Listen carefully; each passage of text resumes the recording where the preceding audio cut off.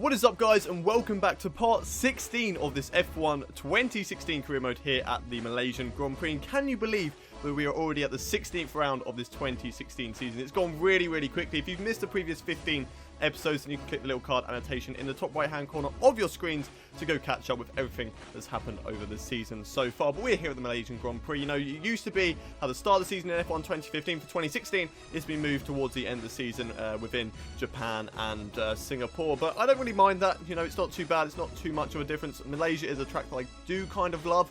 It's a weird one for me. You know, it's not usually one of those tracks that everyone loves, but I seem to do well at it, so hopefully that does happen here today. But looking at the current standings, we are equal on points with Daniel Ricciardo after a very disappointing Singapore Grand Prix, getting 19th place in that race, so that was a really bad result. But hopefully we can do better today at the Malaysian Grand Prix, get a good result, get a good amount of points on board for Renault, and really start to make a good end to this great first season for Renault. But we do have a little bit of R&D for you before this race, so let's head over to Chris. Hey, good to see you again. The factory sent over the parts that were looking good on the rig. They're being fitted as we speak. Have a look at the report. So there we go, last time out of the Singapore Grand Prix, we decided to upgrade the downforce on our car, ready for tracks like today at Malaysia and also Japan as well. And sort of USA, because USA is a mix of both. It's a mix of fast straights and fast corners as well. So it's a mix of downforce and engine. But when we get to sort of like Mexico, Brazil and Abu Dhabi, we will start to focus on the engine once again. But that is what we did in the R&D. And let's have a look at the research and development. Nobody else has upgraded their cars, so it's going pretty well for us. We are the third best team currently in the standings, and we are now starting to think about ceasing R&D, because it just all depends on if we can get a lot of resource points in today's race, enough to sort of think about upgrading the car maybe after Japan.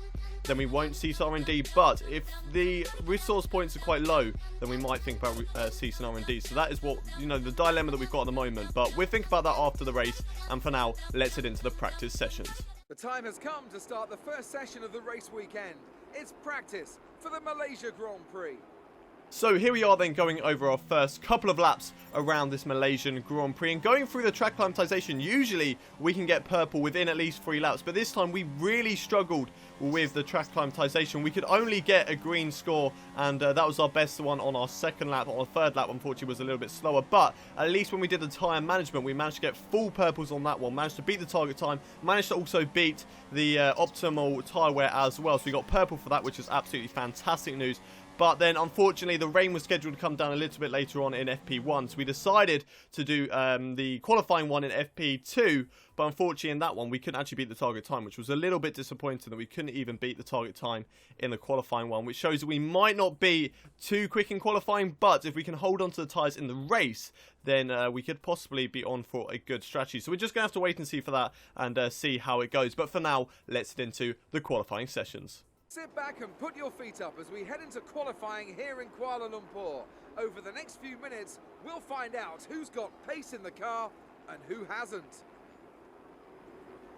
Here we are then for the first qualifying session of this Malaysian Grand Prix, and looking at the results from practice, you know, we should really get out of Q1 into Q2, but looking at the results from the qualifying report that we did, I'm not too sure. I'm not too sure whether we will get out of Q1 and into Q2. Hopefully we do, but we are going to go out on the medium set of tyres first of all, just to see if we can get out on these tyres. And that's brilliant, because we don't have to worry about using a set of softs that we can use in Q2 as well. So that's what we're going to do, head out on track, and hopefully it will be good enough to beat the guys around us. So here we are then, coming around the final corner on our first lap here in Q1. The sun is shining just ahead of us as we come across the line. It's a 1:38.271. It's good enough to beat Rio Haryanto, who is on the soft tyres. So that is pretty good at the moment. We're in 7th place, but, you know, do expect us to be around the 16th area. And here we go, coming around the final corner. Once again, we are still faster than Pascal Wehrlein as well. But unfortunately, this lap is definitely not going to be an improvement. We're down in 8th position at the moment. I think we are probably going to have to go back out on track on the soft tyres later on in the session, and just really trying to get lap time here. And here we are on our final lap, just starting our lap now. And looking in the top right hand corner of our screens, we are not going to beat the time there. We are not going to be able to get round in time to set a faster lap. And there we go, we are out of Q1 in what is a massive surprise. We probably could have got out of Q1 there and into Q2 had we set a lap on the soft tyres. So that is a really big error in time, really. You know, I just did not judge when to go out the pits. I thought 2 minutes and 20 seconds was enough there, and really it should have been. But for some reason, the team just, the AI driver took its time to get around the track, and unfortunately, that was it for qualifying. We are out in Q1, 19th position, starting right at the back of the field once again, just like we did in Italy and I think Singapore. We were quite far down the grid as well, so qualifying hasn't gone very well for us in the last couple of races. But if you remember back to Italy, we had a fantastic race where we went from 21st to 4th, so hopefully something like that could happen again. We are good on the tyres at this track, so we might be able to do one of those strategies once again, but we're just going to have to wait and see. But yeah, there we go, 19th place, right to the back of the field. Valtteri Bottas also making the same mistake, going on the medium tyres and not being able to set a lap time on the softs. So both of us are making a mistake, and that is going to lose us out massively to Max Verstappen in the standings, in the rivalry as well. So that is not good news at all. But hopefully we can make it up in the race. And without any further ado, let's head over to the race for the Malaysian Grand Prix. From uncompromising heat to unrelenting storms, you never know quite what you're going to get here in Kuala Lumpur. The inaugural race in 1999 was the last of 4 Grand Prix victories for Northern Ireland's Eddie Irvine. I wonder who'll be adding their name to that history today. 5 lefts and 10 rights make up the 15 corners of Sepang's 3.4-mile circuit, a track where the weather always threatens to play a deciding factor. The drivers will be subjected to forces in excess of 4G and heavy braking zones in 4 of these corners, 2 of which come at the end of DRS zones into turn 1 and to turn 15. And alongside me today to talk you through all that is Anthony Davidson. And welcome again. It's good to be back in Kuala Lumpur, isn't it? A lovely country, Malaysia, lovely circuit, and a race that tends to be quite hard to predict. Yeah, it does indeed. There are a lot of high-energy corners that make the rear tyres suffer around here.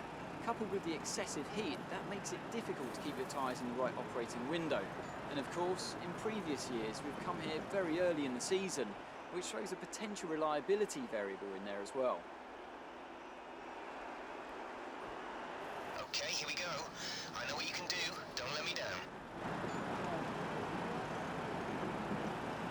Here we are then, it's race day here at the Malaysian Grand Prix, starting down in a very, very disappointing 19th position on the grid. It was a terrible qualifying session. Unfortunately, we just misjudged the time that we had left in the session, tried to go out for the softs at the end, but unfortunately we could not set a lap time.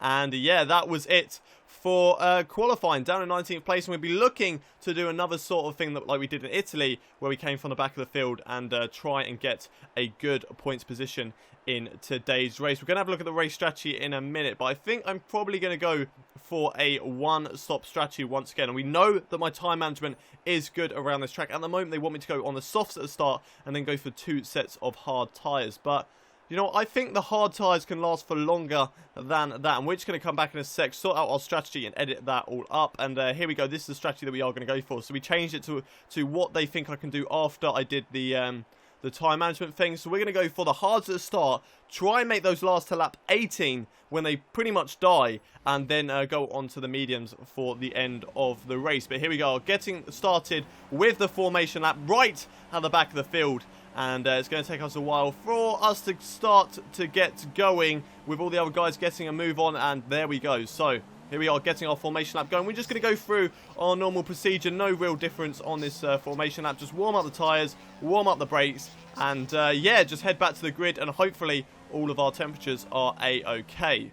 Here we are then on the starting grid for the Malaysian Grand Prix. The lights starting to come on. It's 5 red lights. Lights out, and away we go for the Malaysian Grand Prix. And it's off to an average start from myself as we go down in towards turn 1. Looks like Pascal Wehrlein has got the jump on us. He's up into P19. We're down into P20, but we're going to have a look up the inside on all these guys so much later under braking. It looks like we've jumped up into 13th position for the time being, but we might try and have a look around the outside of Esteban Gutierrez in towards turn 2, and side by side with Fernando Alonso. Anyway, we've jumped up into P12, and up next for us is Esteban Gutierrez, who we might have a look at going down in towards turn 4. Here we are having a little look up the inside on Esteban Gutierrez, and there we go, job done, up into P11, And up next for us is the other Haas driver of Romain Grosjean. We'll be looking to try and catch up to these guys and possibly get past within the next couple of laps. But now we are under pressure from the other Haas driver of Esteban Gutierrez, who we recently overtook for this 11th place. He's diving it up the inside in towards the penultimate, in towards the final corner.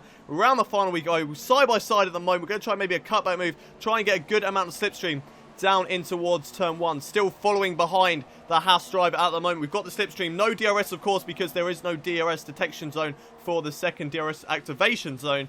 And there we go, side by side with Esteban Gutierrez as we go down in towards turn 1, in towards turn 2 now, just tucking behind the Haas driver, and unfortunately not being able to get the job done. We might be able to get it done in towards turn 4 once again, just like we did earlier on in the race on lap 1. We're on lap 5 at the moment, so 5 laps gone very, very quickly. We managed just to stay ahead of Esteban Gutierrez, and I think someone might have come into the pits because we weren't in 10th position before that, so something has definitely happened there. But here we go, following behind the Haas driver of Esteban Gutierrez. Julian Palmer is in the pits, so is a few other guys as well. We're following in the slipstream, in the DRS, and there we go, fairly easy move up the inside, down in towards turn 1, and we are back up into 7th position in this race, now hunting down Romain Grosjean. But he's a lot further up the road, but due to this one-stop strategy, I think it could definitely work to our advantage as we go through the right-hander of turn 3 now, down towards turn 4. We've got a big train of cars right behind us. Tyre wear is looking okay at the moment as we go down in towards turn 4, and it looks like we're going to hold on to a position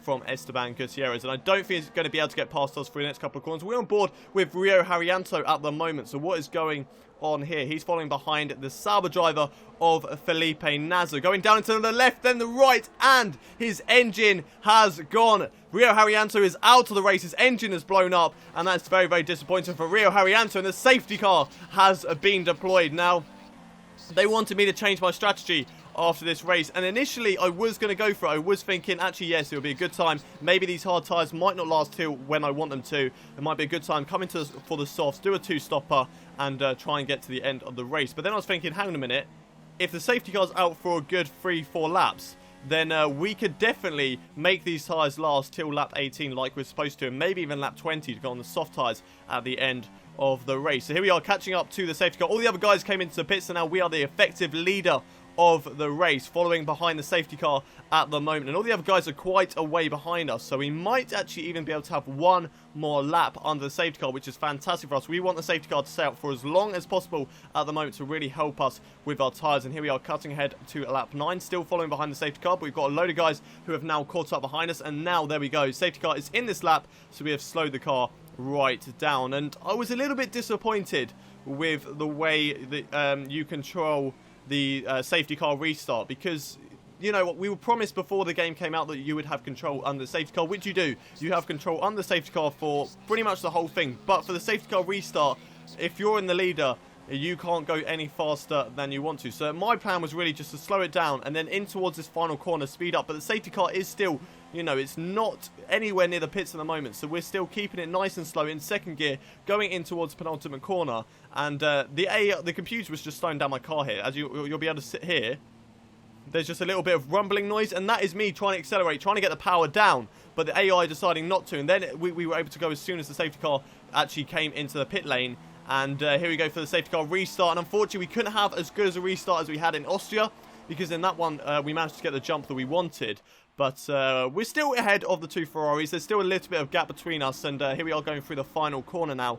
And looks like we have got a little bit of a jump on the two Ferrari cars, but it wasn't as much as I wanted in the race. But still, we've got a little bit of gap. We are trying to hold on to the lead of this race, and we're just going to try and see how long these tyres can last for. If they can last to maybe lap 18, even if they can last to lap 20, then we can go onto the soft tyres. If not, we'll have to go onto the mediums. But here is Sebastian Vettel having a look on us going into the final corner. He is going to be in the slipstream. He will have DRS, as there's a few guys jumping into the pit lane straight after the safety car. And here we go, Sebastian Vettel going down in towards turn 1. He looks to the right-hand side, trying to take the inside line into the corner. Is he going to have the job done? We're going to try and hold it round the outside of the Ferrari driver, down in towards turn 2. Can we stick our nose up there? Yes, we can. Side by side with the Ferrari driver, still side by side at the moment. He's got the job done for the time being, but we're going to be following in the slipstream of Sebastian Vettel as we go down in towards turn 1. Can we get a dive bomb move up the inside? We're going to try it late on the brakes, locking up just a little bit, squeezing out Sebastian Vettel, but there we go, up into the lead of the race once again. Kimi Räikkönen overtakes his teammate as well, and it's a very big battle for the lead of the race at the moment between myself, the two Ferraris, and I think there are a Red Bull in there as well. Yes, there is a Red Bull in there as well, and Nico Rosberg. And then it looks like the midfield area is starting to catch up with us as well, because these tyres are starting to wear away. We haven't got the pace anymore, and Sebastian Vettel having a look round the outside in towards the final corner. He's run it very, very wide though, and there's me shooting up the inside once again. There's a little bit of a tyre bang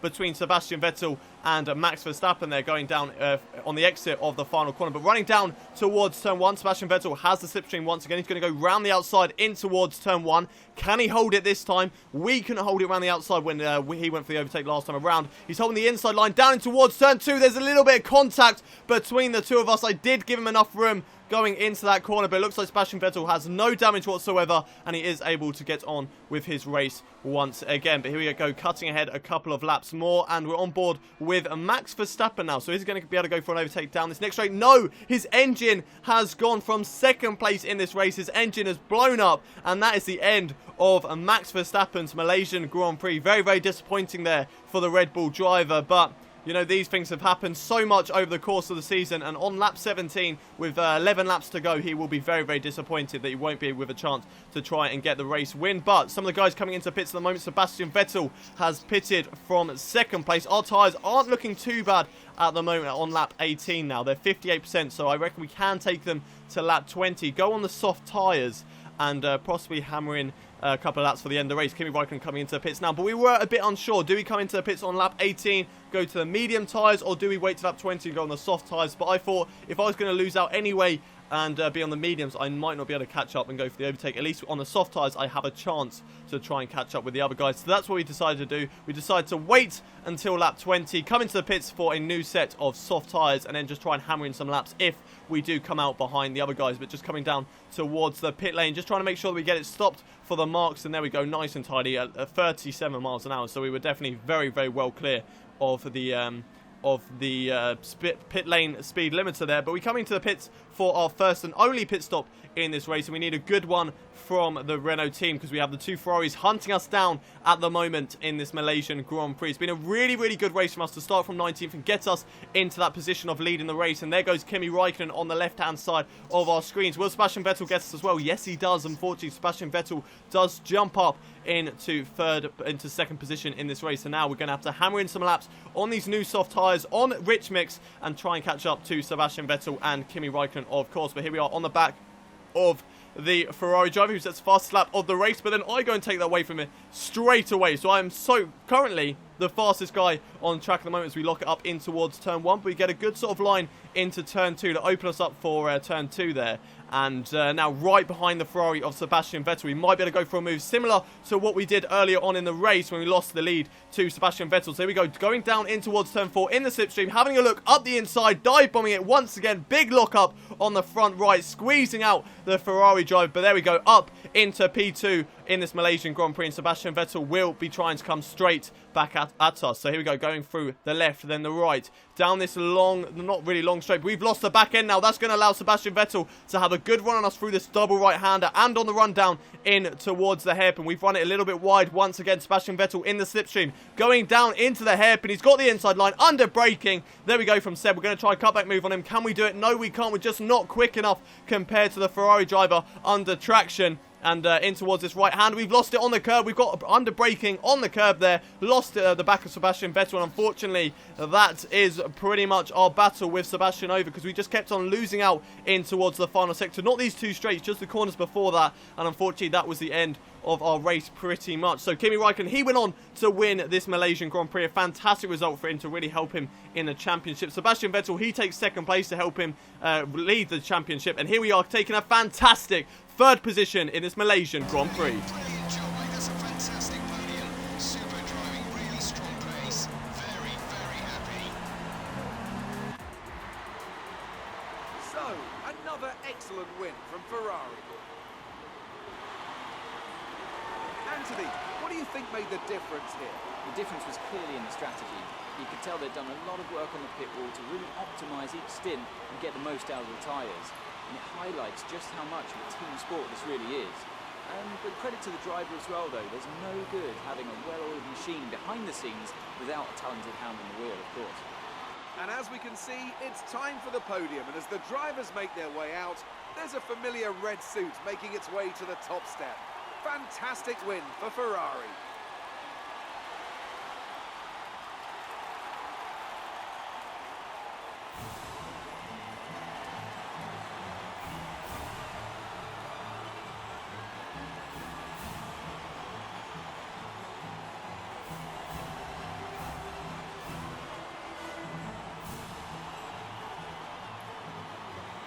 What a brilliant result there for us in this Malaysian Grand Prix, starting down in 19th position to get on the podium. What a fantastic result, just like we did in Italy, only a little bit better. Kimi Räikkönen, he went on to win today's race with Sebastian Vettel finishing in second. We got third, we got another podium, our fourth podium of the season in this Renault. We are really starting to turn it into a sort of Force India team where we can only get third positions, but we need to start getting second places and possibly even race victory soon. If we can do that in season 1, then that would be absolutely fantastic, but I think we're going to have to wait till season 2 for that. Daniel Ricciardo takes home 4th position to really help him in the championship, but he has lost out to us. Nico Rosberg finishes in 5th with Romain Grosjean 6th, Carlos Sainz in 7th, Esteban Gutierrez in 8th, Lewis Hamilton down in 9th position, but Jolyon Palmer getting a point on board for Renault in 10th position. A fantastic result for him. Unfortunately, Pascal Wehrlein down in 11th place, just missing out on the points as well. But yeah, fantastic result for us in this Malaysian Grand Prix, and one that we can definitely be really happy about, especially as Max Verstappen crashed out of the race as well.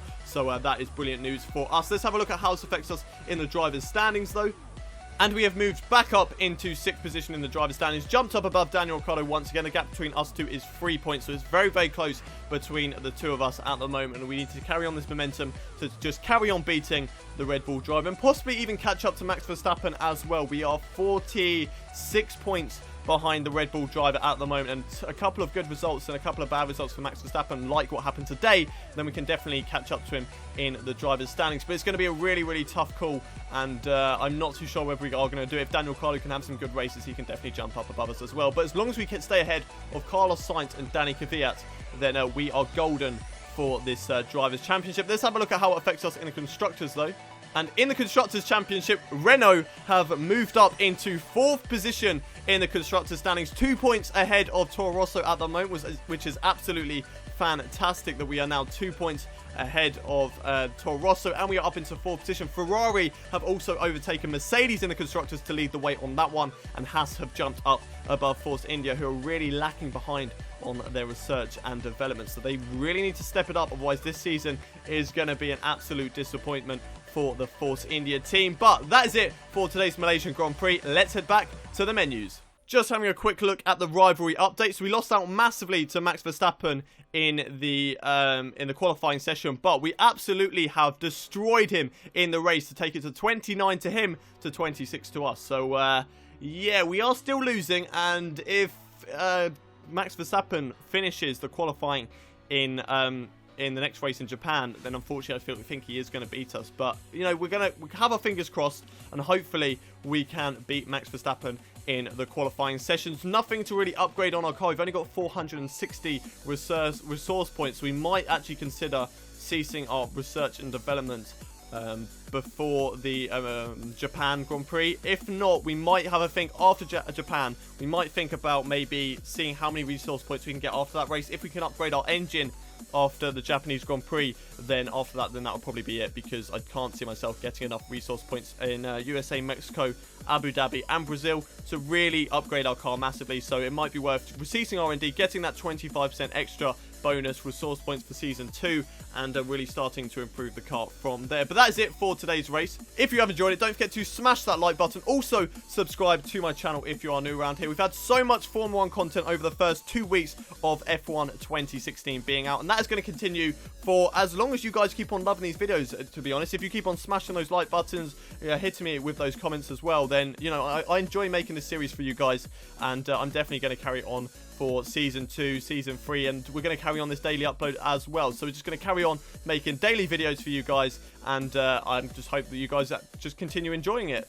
But that's it from me here in Malaysia. I will see you next time at the Japanese Grand Prix. Until then, though, it's goodbye from me.